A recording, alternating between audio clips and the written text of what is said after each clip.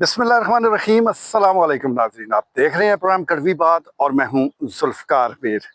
नाज़रीन, जनूबी अफ्रीका में काफ़ी पाकिस्तानी आबाद हैं, बिलखसूस बड़ी तादाद में चकवाली भी वहाँ मौजूद हैं। जनूबी अफ्रीका का मैं ज़िक्र इसलिए कर रहा हूँ कि गुज़श्ता एक हफ़्ते के दौरान वहाँ पर जिस किस्म के वाक़यात रुनमा हुए हैं और उसमें 3 पाकिस्तानियों को जिस तरह कत्ल किया गया है, उसमें वहाँ पर मौजूद जो पाकिस्तानी कम्युनिटी है उसमें शदीद तशवीश की लहर पैदा हो गई है। गुज़श्ता रात चकवाल से ही ताल्लुक़ रखने वाले एक शख्स ने मुझे कुछ वीडियोज़ और तफसीलात फराहम की है। वीडियो देखकर अंदाज़ा हुआ कि बड़ी तादाद में वहाँ के जो नेटिव हैं, जिनको उर्फ़ आम में काले कहा जाता है, वो जुलूस निकाले उन लोगों की तलाश में हैं कि जो तारकीन वतन है वहाँ पर, दूसरे ममालिक से वहाँ आकर आबाद हुए हैं। और इसमें ज़ाहिर है इस वक्त सबसे ज़्यादा जो टारगेट बन रहे हैं वो पाकिस्तानी कम्युनिटी है, क्योंकि पाकिस्तानियों की भी वहाँ काफ़ी तादाद मौजूद है।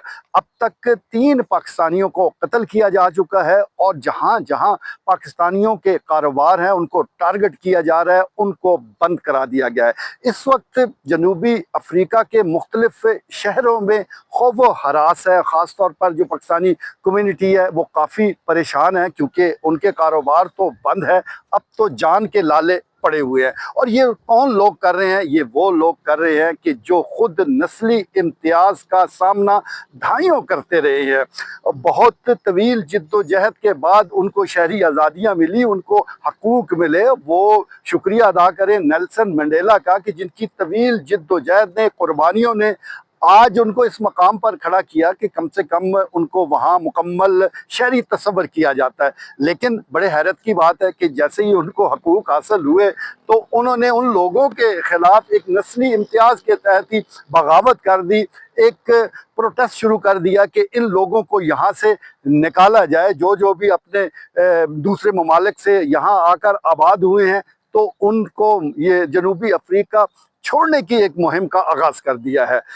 अब यहाँ तक तो बात दिल को लगती है कि अगर कोई गैर कानूनी तौर पर वहाँ मौजूद है तो ये हक बनता है कि वो उसको उस हवाले से निशानदेही करे और जो भी हुकूमत है वो उन लोगों को वहाँ से निकालें, क्योंकि उनका जो क़याम है वो गैर कानूनी है। लेकिन जो लोग कानूनी तौर पर वहाँ आबाद हैं, बाकायदा वीज़े लेकर वहाँ मौजूद हैं, हुकूमत की इजाज़त से कारोबार कर रहे हैं, दहाइयों से वहाँ मौजूद है और बड़ी मेहनत के बाद उन्होंने ये मकाम हासिल किया है, तो फिर ये क्या बात हुई कि आप रातों रात कहें कि इनके शटर को ताले लगा दिए जाए, इनके कारोबार को बंद कर दिया जाए। तो ये सारी सूरत हाल हमारे सामने है, लेकिन इस पर हम अफसोस का इजहार तो करेंगे ही, जो ये रवैया है वहाँ के कालों का। लेकिन उससे भी ज़्यादा जो अफसोस है वो अपनी हुकूमत और ख़ास तौर पर जो मेन स्ट्रीम मीडिया है उस पर हो रहा है, क्योंकि पूरा मेन स्ट्रीम मीडिया इक्का दुक्का चैनल को छोड़कर इस मसले पर मुकम्मल तौर पर खामोश है, ब्लैक आउट है, कहीं आपको ये खबर